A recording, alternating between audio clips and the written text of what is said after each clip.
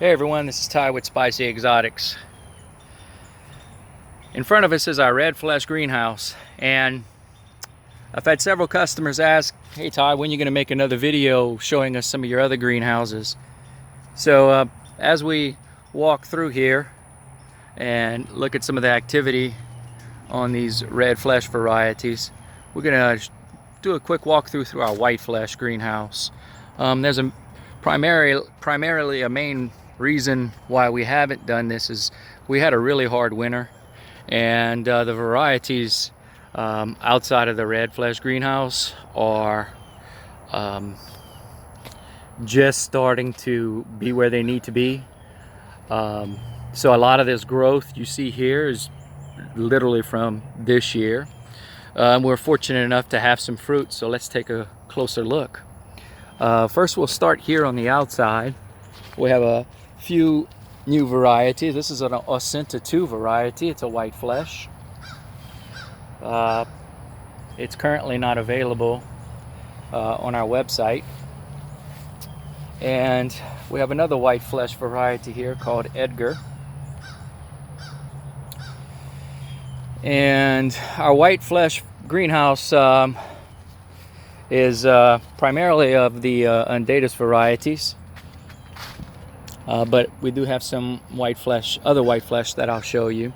So let's take a closer look. One unique characteristic of your white flesh varieties is this rib. On the rib you see that it's white. Okay.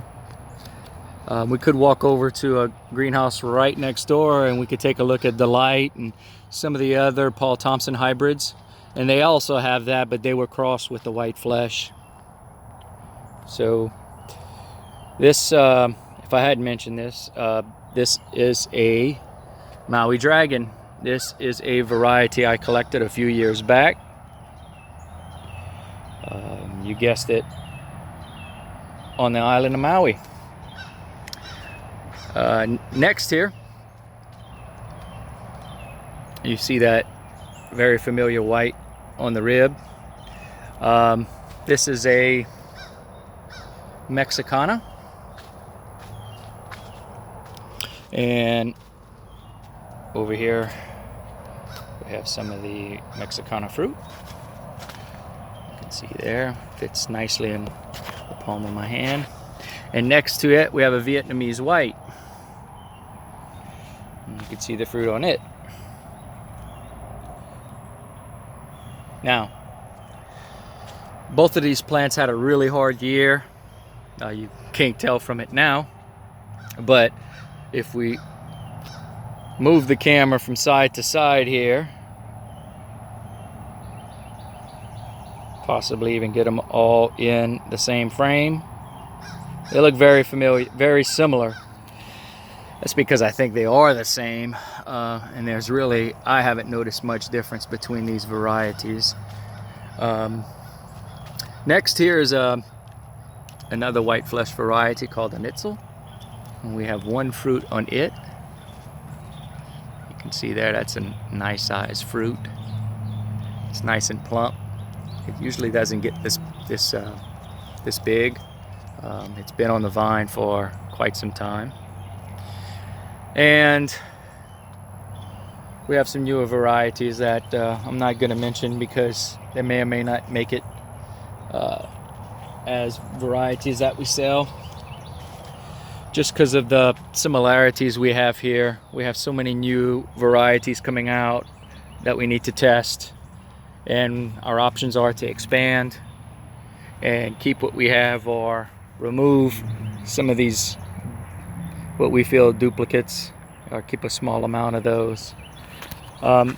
This next variety is very underestimated. Lack of attention. You can see the fruit on it. There's 4 fruit. This is going to be the smallest of the 4. You see, that's not a bad size fruit, but actually on the same stem you have this guy, and then next to it, this is a Harpua.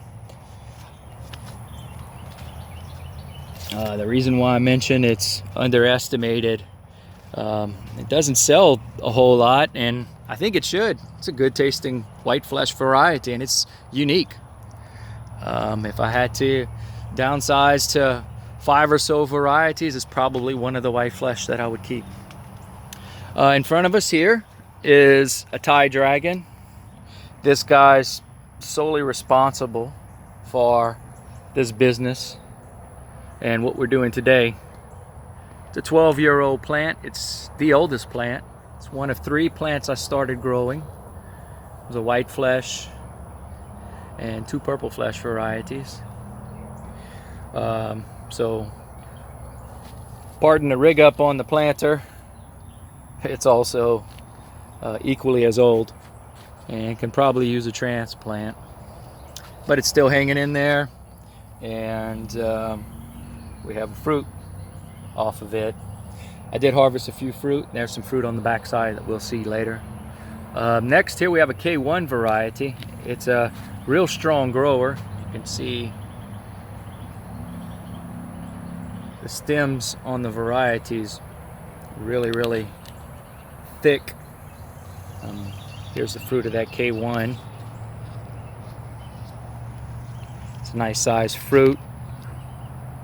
It's probably about 1 pound. Very uncharacteristic of what it typically produces. And we got a flower bud here. And the reason for that flower bud is one of those big meaty stems cracked. Stressed out the vine and shot out a flower bud. Next, we have one of my top 3, I would say. It's a hot seller as well. It's a David Bowie. You can see, as I mentioned, we have that white rib. No fruit on David Bowie right now because, well, because I ate it all. The fruit usually doesn't make it out of this greenhouse. Next is a Thompson variety. Thompson makes some of the most beautiful fruit that dragon fruit produces, and we'll see that in just a few minutes. Next here we have a variety with a few fruit on it. It's already fruited once this year. This is a Soul Kitchen. Next we have another variety I collected. Actually, I collected this particular variety and Maui Dragon right next to one another. It was on the island of Maui, and it was just outside the city of Hana. And you can see here, we don't have that white rib. The other thing is, the growth is uniquely different. The thorns are bigger. Here's some of the fruit off of that particular variety. And here's flowers that set on their own. And when I came back with this particular variety, 14 months later, I had fruit. And when I sliced open the fruit and saw that it had white flesh, I was shocked. I was really expecting a red flesh, but it's a white flesh variety, and a pretty good one, I must say at that. Nice, strong grower. Next, this variety will be on our website very soon, as soon as this fruit ripens. This particular variety is a Helicerius Peruvius. You can see there. A few flower buds. So it's really starting to produce through right now. Here's some of the white rib that we were talking about, but it's not nearly as noticeable as some of the other varieties. Here's the back side of the Hana. Here's some hybrids. This is a yellow Thai dragon fruit. This fruit's not quite ready. You can see the thorns on the base of the fruit. And this is a flower bud. This is another reason why we haven't shown much video. You can see in the background there is no greenhouse. Hopefully that'll change in about a month or so. But this is probably the biggest yellow Thai fruit I've seen. It has to at least be a pound. So can't wait to try it. You can see the thorns on the bottom. So we'll be documenting that here shortly. Here's a few more white flesh varieties. We're not going to go over their names. They haven't fruited yet, but trust me, everybody wants them. Here we have a Connie Mayor, and a Bruni, and a Kathy Van Orm.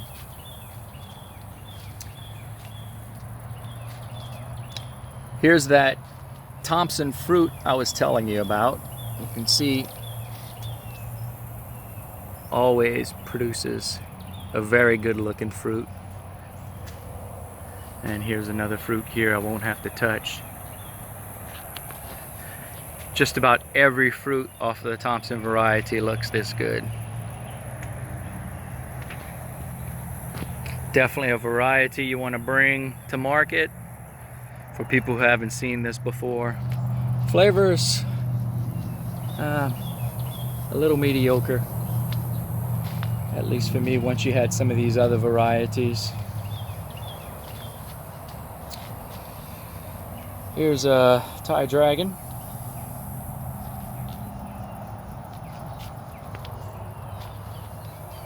And wrapping things up on this end with the Harpua.